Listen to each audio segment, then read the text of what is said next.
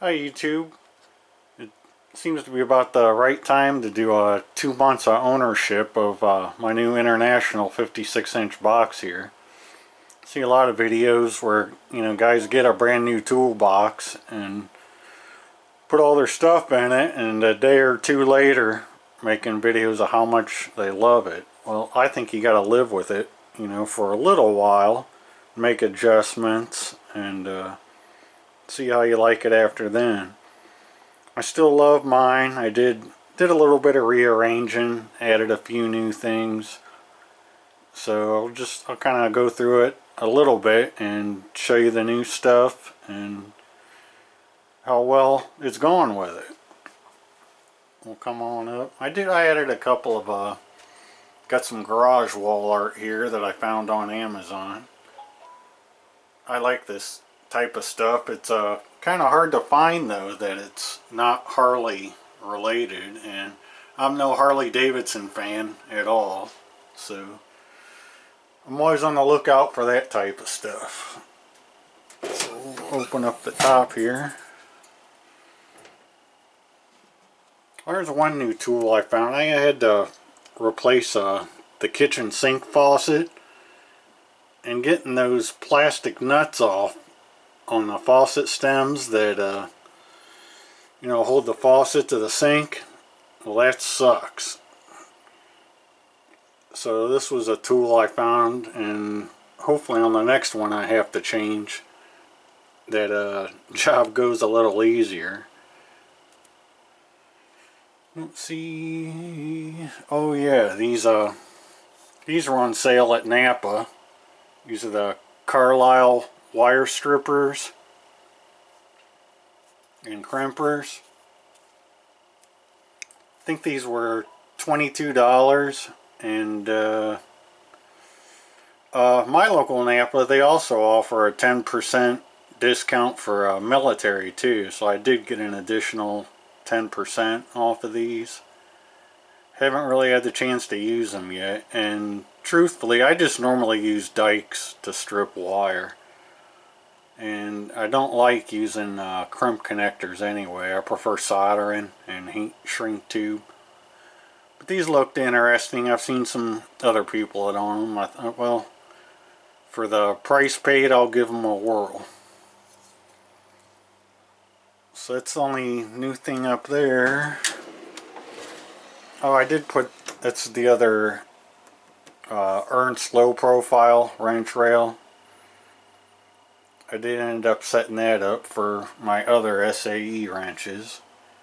And I did, that's my Craftsman Pro ones there.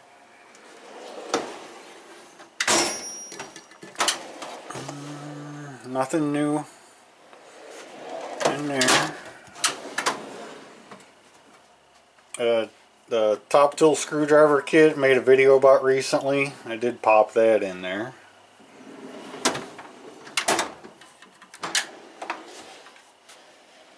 And screwdriver drawer, still pretty much the same.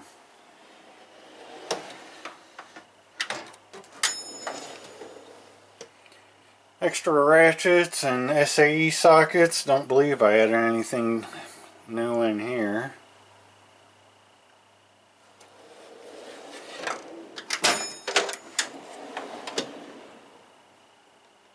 Pliers. The only new ones are these were in the recent Top Tool video. This is a parrot nose. It's the only new thing in here.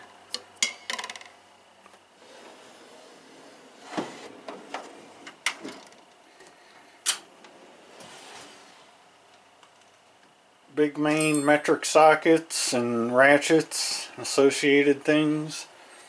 Over here I added the Top Tool 3/8 flex, and there's the Carlisle ratchets. All three of these are recent purchases. The 100 tooth roto head, and the two above that, they're both 72 tooth models, flex heads. One's just a locking flex, you can see the lock button there, and the one above that, it has a positive stops or detents, but it is non-locking. There's the big Vim bit and 1/4 inch driver I made a video about recently. And then after using this Vim, I also got this these two Easy Red models that also flex on the bit side where the Vim model does not. The Vim's just solid through here, and these Easy Reds, they flex on both ends. I think the Easy Red's a little bit shorter overall than the Vim, but the Flex edition just sounded like a good idea to me. And I got this little Aries one. This is like really cheap on Amazon. This bit driver, and then this is the bits that come with that. Going over here, I took some extra 1/4 inch metric sockets I had and just made one rail full of 10. From the blue one down, these are all 10mm, and these are all 12. That's what I'm using 90% of the time with 1/4 inch drive. So it just seemed like a good idea to make one rail full of 10 and 12mm 1/4 inch drive sockets. Behind that are the recently purchased Top Tool hex bit drivers, and they go from 1/2 inch to 3/8 to 1/4. Behind that, I took my Right Tool metric hex drivers. I took them out of the blow molded case and put them on this rail, which I believe is an Aries rail available on Amazon. And then I got my big Titan ones behind that, but I've shown those in the past. I guess the Top Tool, the 1/4 inch shallow and deep metric sockets, I put them in here as well. So that's it for here.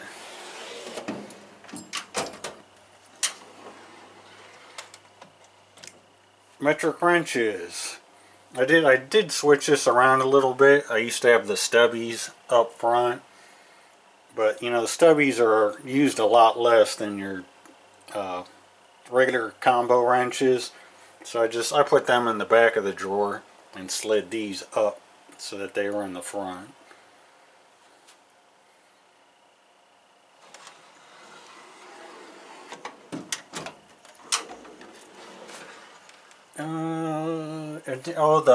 The Top Tool stubby double box end offsets, I added those into this drawer of my metric box wrenches.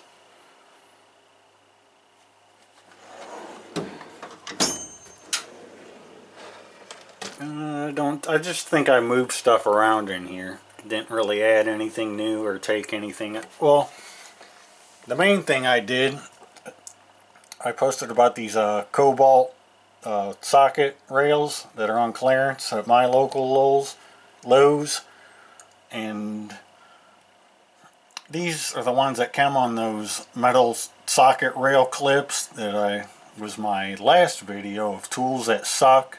I finally got rid of all those. They are all in the garbage and gone now. I have no more metal socket rail and clip combos, and everything's on different kind of rails in here now.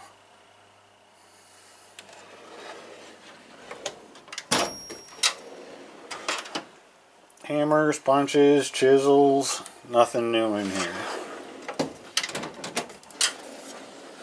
Pneumatics, definitely haven't purchased any new pneumatic tools. I put my cookies for my die grinder in here though. Just made sense to keep them with a tool that they go with.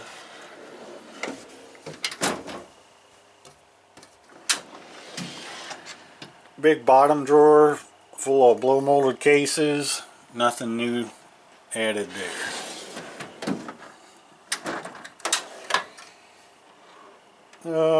I think this drawer was empty in my big tour video. So I added the Cobalt stuff that I bought last Christmas really cheap. And the Black Hawk, these are, showed these in a recent video too. 1/4 inch drive, metric kit.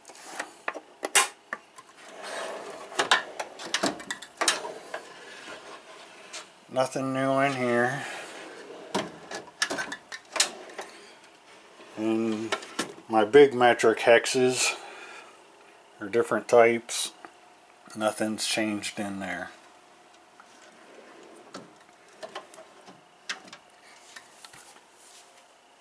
So I still really love the box. Haven't found anything to complain about it. You know, all the drawers and everything are operating nice and smooth. And I'm really glad I upgraded to this over my old Harbor Freight 44. I still recommend Harbor Freight toolboxes though. You know, if their drawer layout and everything works for you, they're certainly good buys. And the last new thing that I just got fresh off the UPS truck this morning.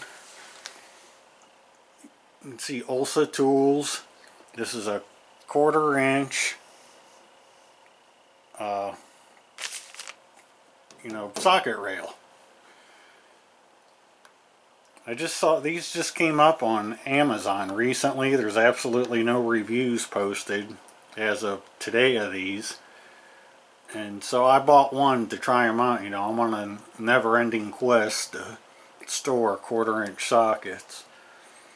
And this is different from the Torin model, where you put the socket down and twist it and it locks it in position.